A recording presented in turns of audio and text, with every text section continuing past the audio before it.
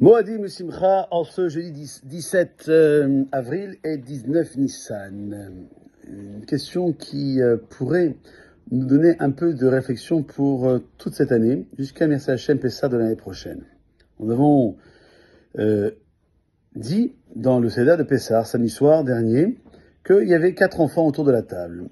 Le Chacham, le sage, le Racha, le mécréant, le Tam, le simplet, et le Sheno Yodé Alishol, celui qui ne s'est pas posé de questions. La question que, si je pouvais vous poser en direct, c'est savoir, quel est l'enfant le pire parmi ces 4? Et tout le monde répondrait de façon tout à fait naturelle, le Racha. Or, la réalité est tout autre.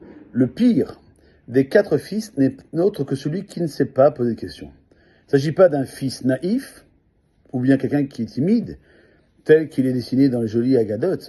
Tout d'abord, lorsqu'on parle des 4 fils, c'est une métaphore pour représenter notre relation avec Akadosh Baruch Hu, le maître du monde, comme c'est marqué dans la Torah, dans la paracha de Réé, dans le livre de Devarim, Banim Atem Lachem Elohechem. Vous êtes les enfants de Dieu. Les 4 fils que l'on mentionne le soir du Seder de Pessah représentent 4 comportements symboliques dans notre service divin. Dans la Haggadah, on les a classés en ordre décroissant. D'abord le sage, puis le mécréant, puis le simple, pour terminer avec celui qui ne s'est pas posé de questions. Mais qu'a-t-il bien fait, celui qui ne s'est pas posé de questions, pour être en dernière position? Pourquoi mérite-t-il cette dernière place? Mérité entre guillemets, évidemment. C'est justement parce qu'il n'a rien fait. C'est parce qu'il ne se pose pas de questions. Pour lui, la vie, et excusez-moi pour le terme cinématographique, est un long fleuve tranquille. Aucune nouveauté, surtout ne rien changer. Évidemment, jamais de remise en question. Une telle idéologie, un tel comportement sont la clé du déclin spirituel. Chers amis, pour avancer dans la vie, une remise en question s'impose à chaque moment. Mais pour l'orgueilleux, qui est représenté par le Chametz, cela est trop dur. Cela le déséquilibre. Aussi, mieux vaut ne pas penser. On préfère rester tel que l'on est.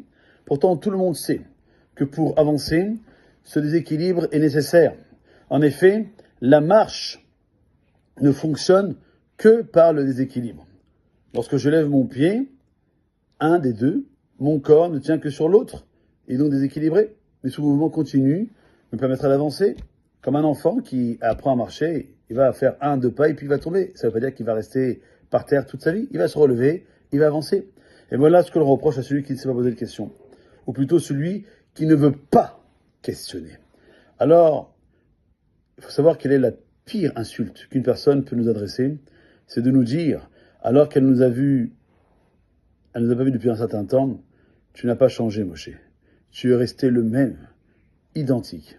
Et donc, nous, on doit lui répondre par la Haftara que nous avons lu Shabbat dernier, lors du Shabbat Agadol, le Shabbat qui précède Pessah, la Haftara du prophète Malachi, qui disait au nom d'Hachem, Ani Hachem, Lo Sheniti. Je suis Dieu, je n'ai pas changé, parce que Dieu est éternel, Dieu est parfait. Nous ne sommes ni éternels, ni parfaits. Et donc c'est une invitation à changer. Et voilà la raison pour laquelle nous devons réfléchir à cela durant toute cette période, jusqu'à Merci Hachem l'année prochaine. Et bien, ce Sheno Yodé Alishon n'aura pas. On n'en trouvera pas. Il a une place. S'il y en a un qui n'a pas encore compris, mais il devra comprendre qu'il y a un travail à faire. Passez une bonne journée.